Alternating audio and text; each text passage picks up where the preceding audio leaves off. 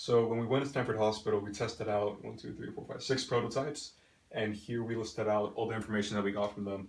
Like for instance, for the the Smart Cup, one of the things that they told us was that even though they liked the idea, they couldn't really keep it with them during work, like when they went to different rooms to take care of the patients. For the free foam, um, while some said that they were appealed to the idea, or by the idea, the majority of the surgical technologists said that they wouldn't actually use it just because they would only use it in a car to sleep, but they don't sleep in cars. Mainly because they don't feel comfortable sleeping in a parking lot alone. Yeah, so there was definitely a safety factor there that we hadn't considered before. Next up are, actually it's this one, the pager slash iHome combination. The biggest, I guess, point that we got from the surgeons there were that the naps are too random and the schedules often change. It's really hard to keep track of when things are going to start or end. So that's one thing that this really depended on. And then next are these three, starting off with the sensory deprivation box that kind of like prevents external stimuli from coming into the person's vision, I guess, to help them sleep better.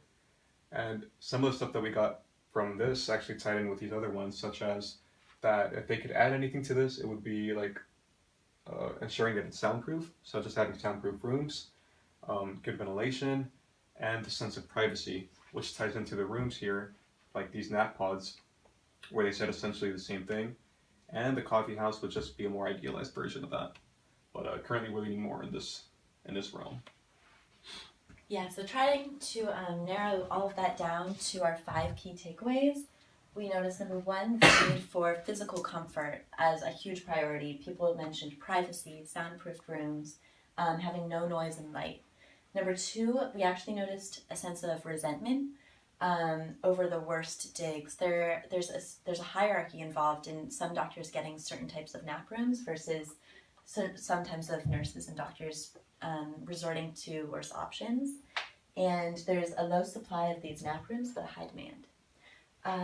Number 3, that proximity to the hospital is absolutely mandatory in these situations where they need to be within 25 minutes away at any time while they're on call.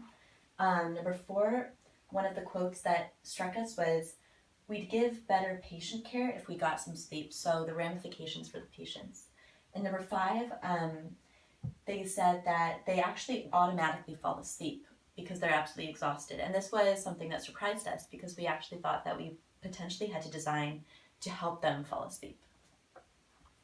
All right, and so from all those learnings and takeaways, we have our original POV here and our updated POV down here, which reads, Karen, a surgical technologist and long-distance commuter, needs to feel that the hospital values her sleep, because surprisingly, there is a hierarchy of sleeping spaces that forces her to compete for the worst.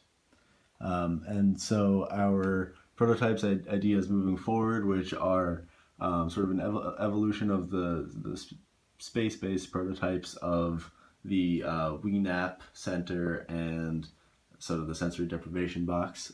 So we have a napping truck that could visit different hospital parking lots to let people take naps in them, and then a coverall for a couch to make any old couch in a break room better for naps.